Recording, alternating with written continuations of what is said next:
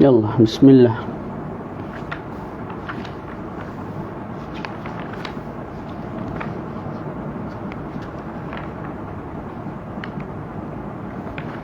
Bismillahirrahmanirrahim. Alhamdulillah wassalatu wassalamu ala sayyidi Rasulillah wa ala alihi wa sahbihi wa man walah, amma ba'd. Assalamualaikum warahmatullahi taala wabarakatuh. Alhamdulillah, marilah sama-sama kita memanjatkan rasa syukur kita kepada Allah Subhanahu wa taala kerana kita masih diberi kesempatan untuk sama-sama berkumpul pada pagi yang berbahagia ini bagi meneruskan sesi diskusi kitab Mudzakarah kitab At-Taqriratus Sadidah fi Al-Masaili Al-Mufidah, dikarang oleh guru kami Al-Habib Hasan Ibnu Ahmad Ibni Muhammad Al-Kaf, hafizahullahu ta'ala wa nafa'ana bihi fid daraini, amin. Jadi kita dah masuk pada muka surat 195, iaitu babu syuruti wujubis salah, bab syarat-syarat wajib sembahyang. Ada 6. Bila cukup 6 ni, maka seseorang tu wajib sembahyang. Bila gugur salah satu, maka dia tidak wajib sembahyang. Kita baca. Makna syuruti wujubis salah ay hiya allati idza ijtama'at fi insanin wajabat as-salatu alaihi wa hiya sittatun. Yang pertama, al-Islam. فلا تجب على الكافر الأصلي ولا قضاء عليه إذا أسلم، وأما المرتد فيجب عليه قضاء ما تركه أثناء ردته إذا رجع إلى الإسلام وذلك تغليظا عليه. Yang pertama ialah Islam. Maka orang kafir yang kafir asli, kafir asli ni mana keluar daripada perut mak tu kafir dah. Tak, yang tu tak wajib sembahyang. Kalau dia masuk Islam, dia tak wajib qada. Contoh masuk Islam umur 35. Jadi sebelum tu tak sembahyang sebab kafir. Kena qada tak? Tak perlu qada. Adapun murtad, maka wajib dia qada sembahyang yang ditinggal ketika mana dia murtad. Jadi Ali ni Muslim, sembahyang macam biasa. Lepas tu murtad 2 tahun. Lepas tu masuk Islam balik. Dalam 2 tahun tu dia tak sembahyang lah sebab murtad. Dia kena qada balik bila mana dia dah kembali kepada Islam. Sebab apa? Sebab kita nak beratkan hukum ke atas dia, sebab dia melakukan satu maksiat yang sangat besar, iaitu al-murtad, riddah. Yang kedua, al-bulugh. Fala tajibu 'ala as-sabiy wala mumayyizan wa yakunu al-bulughu bi ihda thalath alamat. Yang kedua ialah baligh. Yang kedua ialah baligh. Maka tak wajib sembahyang ke atas budak kecil walaupun dah mumayyiz. Mumayyiz ni sebagaimana kita telah terang banyak kali, seseorang tu dah capai satu peringkat umur yang boleh dia buat perkara asas sendiri, boleh makan, istinja sendiri, minum air sendiri tu. Faham tak? Jadi kita sebut syarat wajib sembahyang ialah baligh. Budak kecil walaupun dah mumayyiz tak wajib sembahyang. Dan Syekh sebut baligh itu berlaku disebabkan salah satu daripada 3 perkara. Yang pertama ialah bulughu 15 sanatan fi dzakari wal untha wa tabda'u min infisal al badani min ar rahim ila mururi 15 sanatan qamariyatan tahdidiyah. Makna qamariyah ay bil ashhuri al arabiyyah, makna tahdidiyah ay la yuhkamu bil bulugh qabla mururiha walau bil lahzah. Jadi yang pertama, tanda balik ialah dengan sempurnanya umur 15 tahun, sama ada lelaki ataupun perempuan. Okey, nak kira lagu mana? Bila start? Saat pertama, saat kedua, sampailah cukup 15 tahun. Bermula minam fisalil badan, bila terkeluar seluruh badan daripada rahim ibunya. Baby duduk dalam perut jangan kira lagi. Keluar separuh jangan kira lagi. Keluar seekor dulu daripada perut mak, barulah kita kira saat pertama, saat kedua, sehari, 2 hari. Cukup 15 tahun penuh. Bukan baru masuk, tak cukup 15 tahun penuh bulan Islam, maka seseorang tu dah dianggap sebagai baligh. Mesti cukup secara penuh. Kalau tak cukup, baki lagi 5 jam baru nak cukup, belum baligh. Mesti cukup 15 tahun penuh. Boleh? Tu walaupun tak tumbuh bulu, walaupun tak keluar air mani, walaupun tak mimpi. Faham tak? Jadi sebenarnya baligh ni ada 3 cara lah. Yang pertama dengan umur. Jadi kalau sebelum tu dia tak keluar haid, dia tak keluar air mani, umurnya dah 15 tahun penuh, balik? Balik? Tak. Jadi tidak ada istilah kawan ni tak semayang umur 50 tahun dah. Sebab apa pakcik tak semayang? Kawan ni, wahai anakku, tak semayang, nikihnya tak keluar air mani lagi. Pakcik daripada kecil sampai ketua tunggu bila lah nak keluar air mani warna putih tu, tak keluar. Tak. Makcik ni pula tak keluar darah haid, tak semayang, umur berapa? 90 dah. Tak. Kita sebut balik dengan syarat umur cukup 15 tahun penuh dah balik. Nah. Yang kedua, al-ihtilamu fi dzakari wal untha li 9 sinina qamariyatan taqribiyatan fi dzakari wal untha. Wal ihtilamu huwa khurujul mani sawa'un fi an-nawmi aw al-yaqadhah. Yang kedua ialah mimpi. Ni mimpi bukan mimpi jumpa teramen ni. Mimpi bersetubuh lah. Tak. Sehingga keluar air mani, tu maksud dia. Sama ada lelaki ataupun perempuan. Yang penting umurnya 9 tahun ke atas. 9 tahun penuh dan ke atas. Jadi kalau budak kecil tu umur baru 8 tahun, umur 7 tahun mimpi, lepas tu keluar sesuatu, itu bukan air mani. Mimpi, dan dalam mimpi tu dia tengok benda-benda pelik, benda-benda yang seksual ni lah, sehingga keluar air mani, ataupun dia bersetubuh dalam mimpi tu, maka kita sebut air tu jangan sebagai air mani kalau umurnya dah cukup 9 tahun penuh, sama ada lelaki ataupun perempuan. Syekh sebut sini qamariyah takribiyah, 9 tahun takribi. Takribi ni lebih kurang, maknanya kalau tak cukup 9 tahun tu, tak cukup sehari, tak cukup 2 hari, keluar dah air mani, disebabkan mimpi. Kita sebut kekal air itu dihukum sebagai air mani dan ianya telah balik. Boleh? Okey, faham tu? Jadi itu makna al-ihtilam, huwa khurujul mani sawa'un fi an-nawmi aw al-yaqadhah. Keluar air mani lah maknanya. Sama ada sedang tidur keluar air mani ataupun dalam sedar keluar air mani. Bila cukup umur 9 tahun ke atas, maka kita sebut ianya telah balik, seseorang tu telah balik, lelaki ataupun perempuan. Yang ketiga, al-haidu fil untha li 9 sinin qamariyatan taqribiyatan kama taqaddam fi babil haid. Yang ketiga ialah haid bagi perempuan bila cukup umurnya 9 tahun. 9 tahun apa? Qamariyah, bulan Islam, dan mesti takribiyah. Walaupun takribiyah, apa takribiyah telah lalu dalam bab haid, kita dah bincang. Nah, syarat ketiga, iaitu syarat wajib yang ketiga ialah al-aqlu, berakal. Apa makna berakal kat sini? Ay at-tamyiz. Fala tajibu 'ala al-majnun was-sabiyyi ghairu al-mumayyiz wal-mughma 'alayh wa la qada'a 'alayhim. Jadi yang ketiga ialah berakal. Berakal sini maknanya mumayyiz. Maka tidak wajib sembahyang ke atas orang gila, budak kecil yang tidak mumayyiz, orang yang pengsan, dan tidak wajib qada ke atas mereka. Boleh? Contohlah mamat tu pengsan, sehari pengsan. Bila dia sedar daripada pengsan, dia kena qada tak sembahyang hak lepas? Tak perlu. Boleh? Sebab dia tidak mukallaf ketika itu, tidak berakal. Yang keempat, at-taharatu anil haid wan nifas, suci daripada haid dan nifas. Nah, fala tajibu alaihima adaan wala qadaan kama qala sahibu saffati zubat fardun ala mukallafin qad aslama wa an mahidin wa nifasin salima. Jadi nombor 4 ialah suci daripada haid dan nifas. Maka mereka yang sedang haid ataupun sedang nifas tak wajib sembahyang. Secara tunai pun tak wajib, secara qada pun tidak wajib. Cumanya kalau orang tanya, Ustaz, saya boleh tak qada solat-solat yang saya tinggal ketika mana sedang haid dulu, ketika mana saya sedang nifas dulu, saya nak qada sekarang, boleh tak? Kita sebut ada dua pandangan. Di sisi Imam Ibn Hajar rahimahullah, beliau mengatakan hukumnya haram qada dan juga tidak sah. Boleh? Adapun Imam Ramli mengatakan hukum qada solat tersebut makruh. Sah, cuma makruh. Makna makruh ni tak dapat pahala lah, buat saja. Boleh? Jadi itu hukum qada solat yang kamu tinggal ketika kamu sedang haid ataupun sedang nifas. Ada khilaf, ada kata haram, ada kata makruh tanpa pahala. Nombor 5, bulughud da'wah, sampai dakwah. فإذا لم تبلغه الدعوة فلا يجب عليه القضاء عند الرمل خلافا لابن قاسم.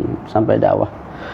Maka mereka yang tak sampai dakwah, contoh manusia-manusia yang duduk di hutan Amazon, orang asli yang duduk di sana, tidak tahu menahu tentang Islam, tak ada orang pun masuk mengajar tentang Islam, maka mereka tak wajib semayang. Okey. Lepas tu ada orang mari dakwah, kemudian mereka masuk Islam. Semayang-semayang yang lepas, yang mereka tak buat, kena qada tak? Kita sebut khilaf. Imam Ramli sebut tak perlu qada. Imam Ibn Qasim Al-Abbadi sebut perlu qada. Boleh? Nah. Nombor 6, salamatul hawas. Salamatul hawasi, iaitu selamat panca indera. فلا تجب على من خلق أعمى أصم ولو ناطقا ولا قضاء عليه إذا ردت إليه حواسه. Yang keenam, mesti selamat panca indera dia. Jadi tak wajib semayang ke atas mereka yang lahir-lahir tu dalam keadaan buta dah, dalam masa yang sama pekak, mata buta, telinga pekak. Tak wajib semayang. Sebab apa? Sebab dia tidak ada cara nak belajar tentang semayang. Nak tengok orang buat cara, dia tengok tak dia tengok sebab buta. Nak dengar cara-cara semayang daripada kawan dia, tak boleh juga sebab dia pekak. Faham tak? Tu walaupun dia boleh bercakap, dia boleh bercakap, tapi bila orang cakap dia tak dengar. Bila orang buat gaya dia tak boleh lihat. Jadi function jugalah, dia boleh bercakap sekalipun. Boleh? Tu. Wala qada alaihi idza rudat ilaihi hawasuh. Dan kalau selepas itu dia diberikan semula oleh Allah Ta'ala penglihatan dan pendengaran, maka dia kena semayang. Faham tak? Wajib semayang ketika tu. Sebelum ni tak perlu qada dah, tak perlu qada. Okey, tambah sikit masalah. Kalau orang tu lahir dalam keadaan cacat, buta dan pekak semula. Kalau orang tu lahir dalam keadaan molek, sihat molek lah, tak? Okey. Kemudian dia mumayyiz dan dia sempat belajar tentang sembahyang apa semua, tak? Masuk umur tertentu, contoh 14 tahun, tak? Dia buta dan pekak, wajib sembahyang tak? Kita sebut dia wajib sembahyang. Sebab apa? Sebab daripada tempoh mumayyiz sampai lah umur 14 tu dia sempat belajar cara sembahyang. Walaupun sekarang ni dia tak boleh dengar, tak boleh lihat. Berbeza kalau orang tu lahir molek, sihat tubuh badan, boleh melihat, boleh mendengar. Sebelum sempat mumayyiz, tak, aksiden ke lagu mana, na'udzubillah, pekak buta, ketika itu dia tak wajib sembahyang. Waktu dia pekak dan buta, lepas tu tak wajib sembahyang. Sebab apa? Sebab dia tidak ada waktu dan ruang untuk belajar sebelum dia buta tu. Tu boleh jadi bezakan antara masalah dengan masalah. Kemudian kita masuk pula masalah-masalah yang berkait dengan syarat wajib sembahyang. Ada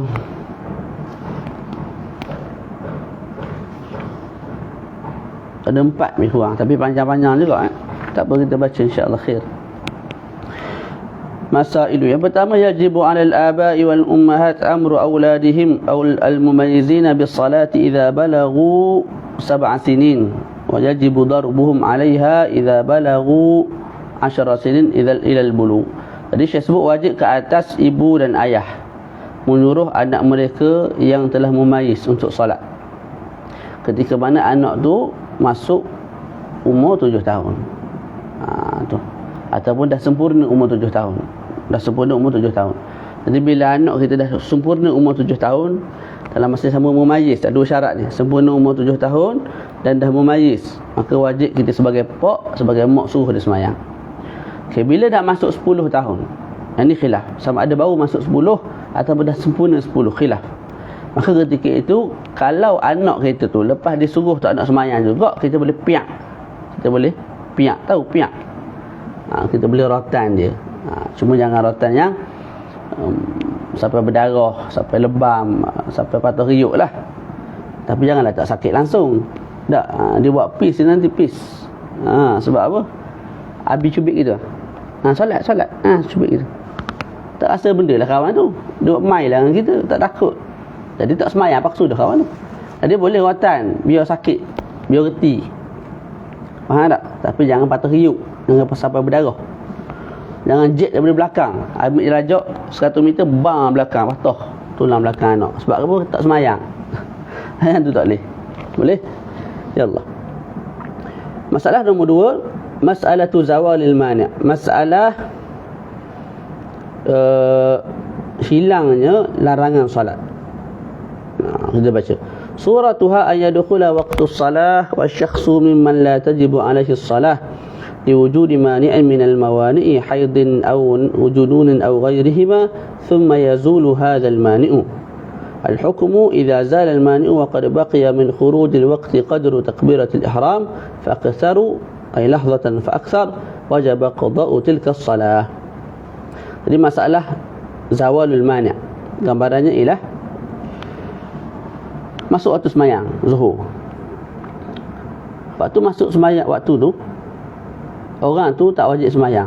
Sebab apa? Ada larangan daripada dia solat. Contoh dia sedang haid, sedang gila, sedang nifas. Maka ini sebab-sebab yang menghalang daripada dia solat. Kalau solat pun tak sah, malah haram di sisi Ibnu Hajar. Kalau sedang bukan di sisi Ibnu Hajar, haram di sisi mazhab Syafi'i lah, solat sedang haid, sedang nifas. Faham tak? Kemudian larangan tu hilang. Mana haid hilang, nifas hilang, gila hilang. Jadi wajib qada tak sembahyang zuhur tu? Tengok. Kalau larangan tu hilang, terangkat, pergi, sedangkan baki waktu tu masih ada 10 minit ataupun setengah minit, tak kisahlah, yang penting muat untuk dilafazkan takbiratul ihram Allahu Akbar, maka dia wajib qada. Praktikalnya begini, zuhur masuk pukul 1, zuhur masuk pukul 1, ya Allah. Asar pukul 4, boleh? Jadi dalam pukul 3.55 dia suci daripada haid, dia suci daripada nifas, ataupun Zaid yang gila ni sembuh daripada gila. Pukul berapa? 3.55. Bila pukul 3.55 asar pukul 4, berapa minit lagi sempat tu? 5 minit. Tulis sini, 5 minit. 5 minit ni muat tak nak sebut Allahu Akbar? Muat tak? Malah berapa ratus kali boleh sebut Allahu Akbar, Allahu Akbar, Allahu Akbar dalam 5 minit. Maka kita sebut wajib dia solat zuhur tersebut. Tapi dengan syarat lain juga, disebut dalam nota kaki. Bisyaruti baqa'i salamati minal mawani'i qadra as-salati wat taharah falau 'ada mani'un qabla mudhi dhalika al-qadri fala yajibu alaihi qada'uha. Tapi dengan syarat juga dia kekal suci ataupun dia kekal sunyi daripada sebarang larangan sekadar untuk bersuci. Bersuci contoh, ambil air sembahyang 2 minit. Contoh sembahyang zuhur 4 minit. Tak? 1 minit satu rakaat 6 minit. 6 minit. Jadi kawan ni dia suci daripada haid, dia suci daripada nifas, dia suci daripada, dia sunyi daripada gila, sembuh daripada gila pukul 3.55. Tak? Dia mesti terus tidak terus suci ataupun tidak ada gila lepas tu selama tempoh 6 minit. Maknanya 3.55 tambah 5 jadi pukul 4 tambah 1 lagi 41 minit lah, 6 minit.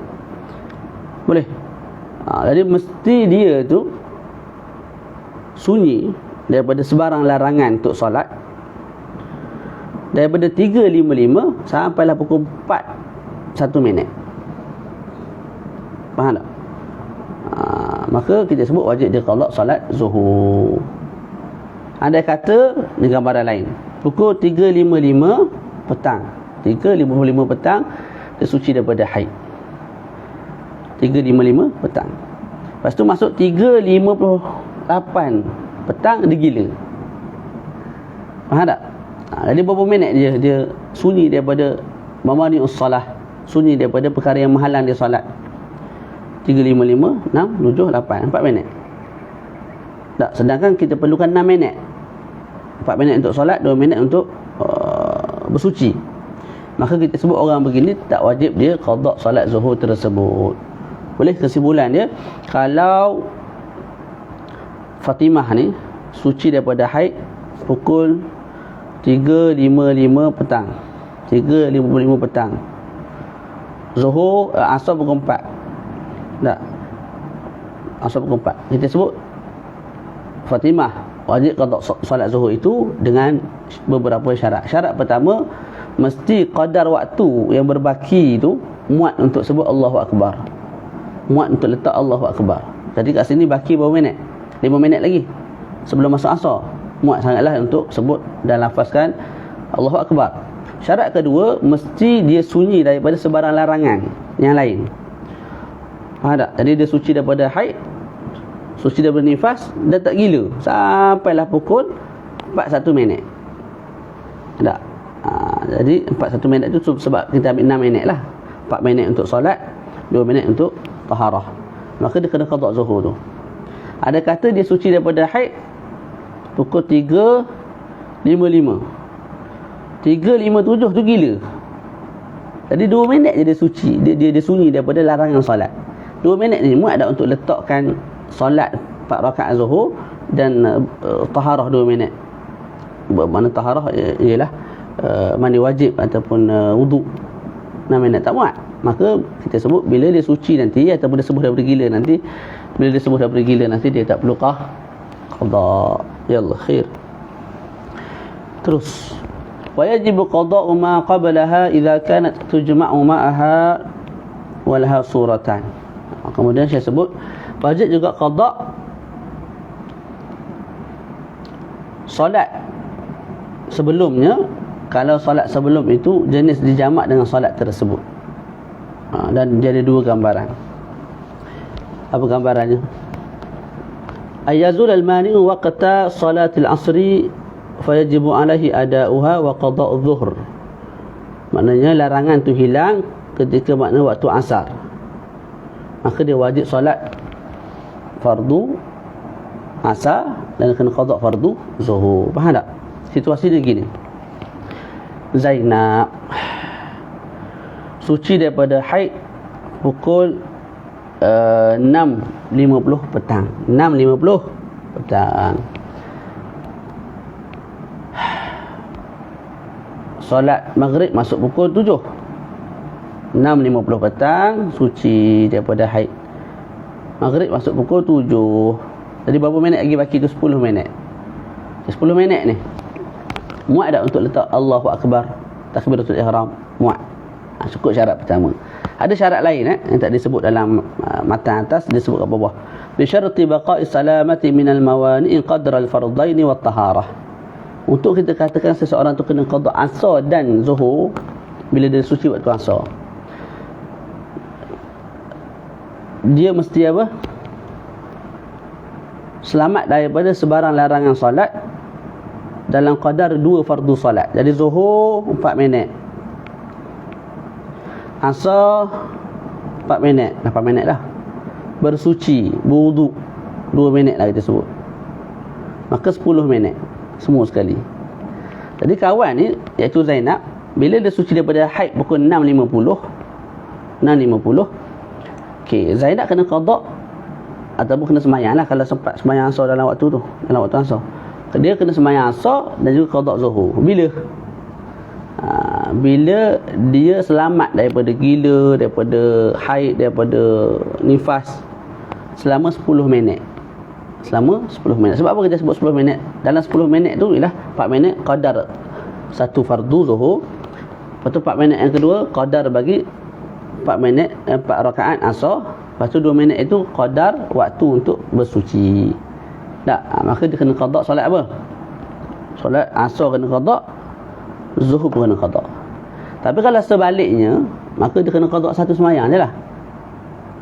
Contoh contoh 6.50 dia suci daripada haid. Dia suci daripada haid. 51, 52, 53, 54, 55, 56. Nah, tak. Akhir mana masuk sahaja 6.57, Dia gila. Jadi sekarang ni dia sunyi daripada larangan solat. Hanya 6 minit. Mula-mula dia haid, lepas tu dia suci daripada haid. Pukul 6.50. 6.57 gila pula dah. Gila, dia larangan solat juga. Jadi dia suci, dia sunyi daripada sebarang larangan solat baru 6 minit. 6 minit ni boleh letak berapa fardu? Satu je lah. Asar semata. Tak? Maka dia kena semayang asar je lah. Atau bukan letak semayang dalam waktu asar tu, dia qada lah nanti. Waktu dia sembuh daripada gila, dia kena qada asar tu. Faham tak? Tu. Boleh? Ya Allah, khair. Yang kedua, an yazul al-mani'u waqta salatil isya' fa yajibu alaihi ada'uha wa qada' al-maghrib. Ini samalah, seseorang tu suci daripada haid ataupun daripada nifas ataupun sembuh daripada gila ketika waktu isya'. Boleh? Maka dia kena qada' isya', dia kena sembahyang isya'. Kalau ada waktu lagi, sempat lagi, sembahyang ada secara tunai. Kalau dah di akhir waktu sungguh, maka dia sembahyang qada'. Isya' tu dalam waktu subuh. Halah kuliah dia kena sembahyang isya' dan juga kena sembahyang maghrib dengan syarat tadilah. Dengan syarat tadi, iaitu mesti dia sunyi, dia selamat daripada sebarang larangan solat, gila, haid, nifas, dalam qadar 2 fardu sembahyang. Boleh? Dalam qadar 2 fardu sembahyang, zuhur 4 minit, asar 4 minit, bersuci 2 minit, 10 minit. Faham tak? Kalau kurang daripada tu, dia kena qada satu solat sahaja. Ya Allah. Jadi tadi yang kita bincang ialah masalah zawalul mani'. Masalah zawalil mani'. Mana masalah larangan solat tu terangkat. Kita berpindah pula masalah tu turu'il mani'. Turu'il mani'. Masalah larangan tu datang. Apa gambarannya? Suratuha ayadukhulal waqtu wa syakhsu mimman tajibu alaihi salah thumma tara'a alaihi mani'un yamna'u wujubas salah haidun aw jununun an ghairuhuma. Al-hukmu nanzur. Jadi masalah datang larangan ini gambarannya begini. Zaid, orang yang sihat, tidak gila lah maknanya. Kemudian masuk waktu zuhur, Allahu Akbar, Allahu Akbar, masuk zuhur. Boleh? Dan 10 minit Zaid gila. Tu. Jadi asal boleh semayang, lepas tu datang larangan daripada dia semayang. Samalah Zainab. Masuk waktu zuhur, dia boleh-boleh ada suci, tapi tengah masak nasi ataupun tengah masak lauk, goreng lauk, berhabis dulu. Tak, dan 15 minit daripada awal, lepas masuk waktu, dia pun datang haid ataupun datang haid lah. Tak. Jadi soalannya, zuhur tak semayang lagi ni, Zaid dengan Minah ni, dengan Zainab, dia kena qada tak bila dia sembuh daripada gila, bila dia suci daripada haid? Itu soalan dia. Gambarannya kita baca, al-hukmu nanzur, tengok, idza tara'a hadha al-mani'u wa qad madha min dukhul al-waqt qadru salati al-fard faqat, idza amkana taqdim at-taharati qabla dukhul al-waqt ka wudu' as-salim wal-ghusl fa 'alayhi al-qada'u wa amma idza lam yamdi qadru al-fard fala qada'a 'alayhi. Okey, kalau larangan itu datang sedangkan telah berlalu daripada waktu solat qadar yang menyebabkan dia boleh solat fardu tersebut. Contoh zuhur 4 minit lah. Jadi masuk zuhur pukul 1, tak, dia datang haid pukul 1 6 minit, dia mari gila pukul 1 6 minit. Jadi telah berlalu 6 minit. 6 minit ni muat tak nak letak zuhur 4 minit? Muat. Tak. Maka dia kena qada. Okey, kat sini kita tidak ambil iktibar dengan qadar bersuci. Sebab apa? Idza amkana taqdimu taharati qabla dukhulil waqt. Sebab orang ni orang yang sihat. Orang yang sihat macam kita ni lah. Tak, bukan orang yang sahibul darurah. Orang yang sihat macam kita, boleh tak berwuduk sebelum masuk waktu? Boleh. Sebelum zuhur kita wuduk siap-siap, boleh tak? Boleh. Sebelum zuhur kita mandi wajib siap-siap, boleh. Malah tu yang dituntut. Maka disebabkan kita boleh berwuduk sebelum masuk waktu, kita boleh mandi wajib sebelum masuk waktu, maka qadar ataupun tempoh bagi bersuci tu kita tak ambil kira. Jadi zuhur masuk pukul 1, tak, kemudian dia mari haid pukul 1 6 minit, dia gila pukul 1 6 minit, kita sebut dia itu wajib qada, wajib qada solat tersebut. Boleh? Malah kalau dia mari haid tu pukul 1, 5 minit, lepas 4 minit berlalu, masuk je minit ke-5 tu, datang haid. Okey, 4 minit. Muat tak nak letak zuhur? Muat. Walaupun tak muat nak kalau kita tambah zuhur dengan bersuci, tak muat. Zuhur saja je muat. Maka kita sebut wajib juga qada. Solat tu nanti bila kamu dah suci daripada haid, bila kamu sembuh daripada gila.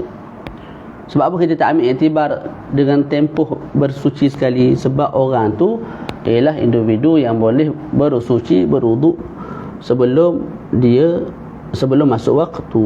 Yallah. Nombor 2. Wa idza tara al-mani' wa qad madha min dukhul al-waqti qadru as-salah wa at-taharah idza lam yumkin taqdim at-taharati ka tayammumin wa wudu'in da'im al-hadathi salis al-bawl wal madhi wal mustahadati fa 'alayhi al-qada'u kadhalika wa amma idza lam yamdi qadru at-taharati wal fardhi fala qada'a 'alayhi. Situasi kedua ialah idza tara al-mani', bila masuknya al-mani', datangnya penghalang, dan telah berlalu daripada waktu solat qadar ataupun tempoh untuk solat dan juga bersuci.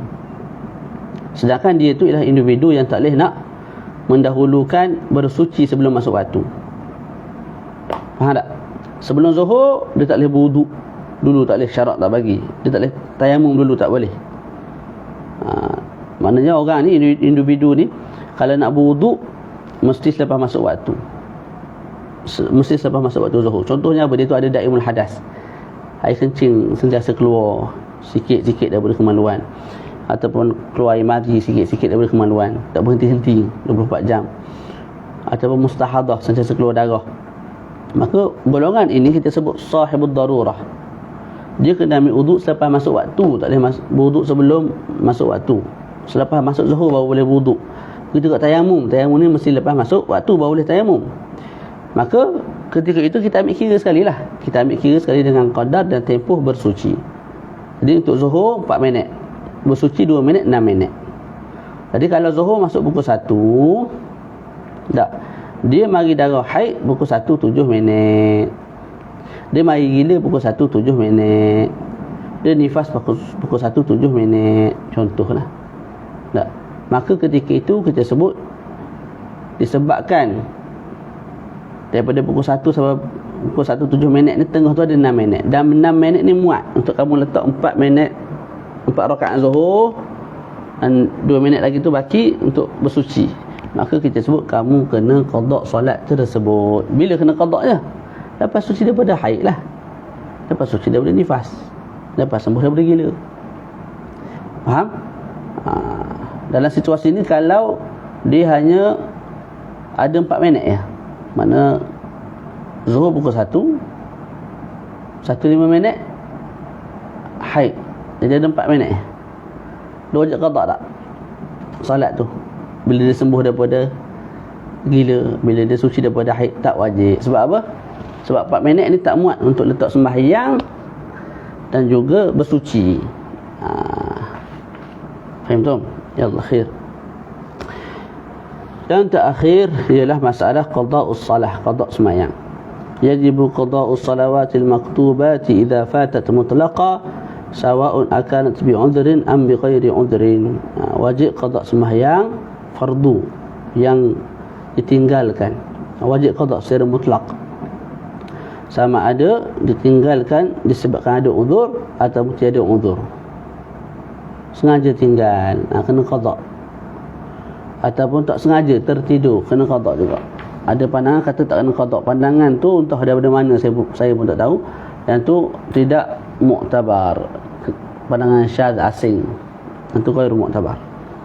Dan dijawab dah oleh Syekh Hasan Hito dalam kitab beliau, apa nama kitab ni, Pihir. Dijawab dan menolak pandangan yang mengatakan bila tinggal sembahyang secara sengaja tak kena qada'. Tak. Dia jawab dah. Antara jawapan dia ialah bila tinggal dengan tak sengaja kena qada'. Mentelah lagi kalau sengaja, qiyas aulawi. Khair insya-Allah. Tak payahlah bawa benda pelik dalam masyarakat ni. Tak, bukan awak seorang je tahu, orang lain pun tahu juga. orang lain pun mengaji juga. Jadi kesimpulannya, bila tinggal sembahyang kena qada mutlaqan, tinggal sengaja tak sengaja kena qada. Seterusnya, as-salawatul fa'itatu bighairi 'udhrin yajibu qada'uha 'ala al-fawr wa la yajuzu al-ishtighalu bin nawafil wa ghairiha hatta tuqda. Solat-solat yang ditinggalkan tanpa uzur, makna masa muda dulu memang malas sembahyang, maka dia wajib qada segera. 2 tahun tak sembahyang, masuk tahun ketiga tu kena qada segera. Tak? Kena qada segera. Dan dia tak boleh bersibuk-sibuk dengan perkara sunat, sehinggalah semua solat fardu yang ditinggal tu telah diqada. Boleh? Faham tu? Okay, kita baca sikit untuk kaki. ومن كلام الإمام عبد الله بن علوي الحداد ويلزم التائب أن يقضي ما فرط فيه من الواجبات كالصلاة والصوم والزكاة وما لا بد له منه ويكون على التراخي والاستطاعة من غير تضييق ولا تساهل فإن الدين متين وقد قال صلى الله عليه وسلم بعثت بالحنيفية السمحاء وقال يسروا ولا تعسروا انتهى وهذا كما ترى أولى مما قاله الفقهاء من وجوب صرف جميع وقته للقضاء ما عدا ما يحتاجه له ولمموله لما في ذلك من الحرج الشديد انتهى من بغية المسترشدين. Okay, sebahagian fuqaha sebut bila mana seseorang tu tinggal solat secara sengaja, contoh 2 tahun tinggal, maka dia kena qada dengan segera. Itu satu dah. Lepas tu dia tak boleh buat perkara lain, kena qada je sembahyang sampailah selesai qada tu. Nak kerja tak boleh, melainkan kalau sekadar untuk cari rezeki diri dia dan anak-anak dia, sekadar tak mampu, sekadar tak mati, boleh lah. Faham tak? Selain daripada tu kena sembahyang, nak bersembang, nak borak bersembang, tak ada, kena sembahyang sampailah habis. Perkara sunat pun tak boleh buat, solat sunat. Sebab qada yang fardu lebih aula, lebih utama.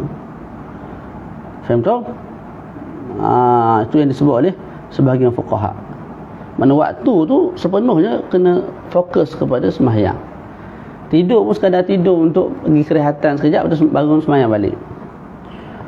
Kerja pun sekadar kerja cari duit untuk sara hidup gitu je. Lepas tu baki tu nak kena sembahyang, kena qada sembahyang, tak boleh buat perkara lain lah maknanya. Jadi perkara dia kalau tengok susah lah, agak susah. Oleh sebab itu disebut oleh Al-Imam Abdullah Ibn Alawi Al-Haddad, dia sebut rahimahullah, orang yang bertaubat kena qada apa-apa yang dia telah cuai daripada kewajipan sembahyang, puasa, zakat dan perkara-perkara lain lah yang wajib kena qada berlaku. Dan qada tu ala tarakhi, bertangguh dan ikut kemampuan, tanpa terlalu menyusahkan dan tanpa terlalu bermudah-mudah. Tu kena tengok tu, min ghairi tadhiq wala tasahul. Mana taklah wajib setiap masa kena bangun sembahyang apa, sembahyang 4 rakaat bangun pula 4 rakaat, bangun pula 2 rakaat, bangun pula 3 rakaat. Tak, sampai rasa tadhiq, rasa letih, rasa menyusahkan, rasa sempit dada-dadanya. Faham tak? Tapi tidaklah pula terlalu bermudah-mudah. Tak? Tu. Jadi pandangan ini lebih ideal lah, ataupun lebih sesuai untuk kita khabarkan ataupun sebarkan kepada masyarakat. Boleh? Jadi mungkinlah dia tu, contohlah zuhur tak? Zuhur yang fardu hari tu 4. Jadi sebelum sembahyang zuhur 4 tu sembahyang dulu 4 rakaat qada sebelum. Lepas tu lepas zuhur 4 tu 4 rakaat lagi qada yang sebelum. Jadi setiap hari tu mungkin 2 kali qada untuk zuhur saja. Subuh pun 2 kali qada, asar 2 kali qada, maghrib 2 kali qada, isyak pun 2 kali qada. Faham tak? Kalau gagah lagi sebelum zuhur yang betul 4 rakaat. Tak? Tu. Lepas tu solat duha apa semua tu tak payah buat lah, buat masa ni. Sembahyang apa? Sembahyang qada dulu, qada yang wajib. Boleh? Sebab kalau qada yang wajib ni pahalanya lebih besar berbanding kamu sembahyang sunat. Kamu sembahyang zuhur dengan sembahyang duha, mana tinggi pahala? sembahyang zuhur. Jadi baik sembahyang qada zuhur daripada sembahyang duha, sebab pahalanya lebih tinggi. As-salawatul faitah bi'udhrin yajibu qada'uha walakin an-tarahi. Kemudian saya sebut sembahyang yang ditinggalkan kerana uzur, sebab tertidur, sebab terlupa, dengan syarat yang telah kita bincangkan, maka wajib qada. Bila teringat tu wajib qada. Cuma ala tarahi, bertangguh. Maknanya nak qada hari ni boleh, esok boleh, lusa boleh, tapi sunat disegerakan. Yang seterusnya, yundabu tartibu fi qada'il fawaiti bi'udhrin wa yajibu tartibu fi qada'il fawaiti bighairi udhrin wa yajibu taqdimul faitah bighairi udhrin 'ala al-faitati bi'udhrin.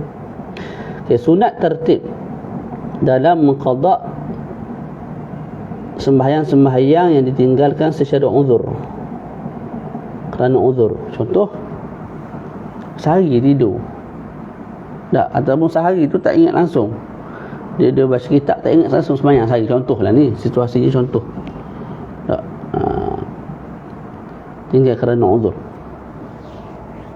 Maka bila dia ingat, sunat tertib. Mana start qada tu dengan subuh dulu, lepas tu zuhur, lepas tu asar, lepas tu maghrib, lepas tu isyak. Sunat. Tapi kalau tinggal tu secara tidak uzur, maknanya sengaja tinggal malas sembahyang, maka kita sebut wajib dia tertib. Wajib dia qada secara tertib. Mana kena startkan subuh dulu, sebab subuh yang kamu tinggal dulu. Tak, makanya tu yang lebih utama didahulukan. Lepas tu apa yang kedua kamu tinggal? Zuhur, maka zuhur tu kena qada dulu. Lepas tu asar, maka asar nombor 3. Lepas tu barulah maghrib, lepas tu baru isyak. Itu wajib tertib kalau tinggal dengan sengaja. Kemudian menjadi persoalan juga, saya ni ustaz, ada qada yang saya, ada solat yang saya tinggal dengan sengaja, ada solat yang saya tinggal dengan tidak sengaja. Maka apakah situasi, apakah hukum, macam mana saya nak buat? Bila saya nak qada tu, saya nak qada solat yang saya tinggal dengan sengaja dulu ataupun yang tidak sengaja dulu? Saya sebut wajibu taqdimul faitah bighairi udhrin. Apa-apa solat yang kamu tinggal dengan sengaja, itu yang wajar didahulukan dulu sebelum solat yang kamu tinggal dengan tidak sengaja. Boleh? Solat yang kita tinggal dengan sengaja sebab malas, itu wajib didahulukan sebelum kita qada solat yang kita tinggal dengan tidak sengaja. Yang terakhir, idza fatatis salatu bighairi udhrin wajaba taqdimuha 'ala al-hadirati illa idza khashiya fawata waqtil hadirah.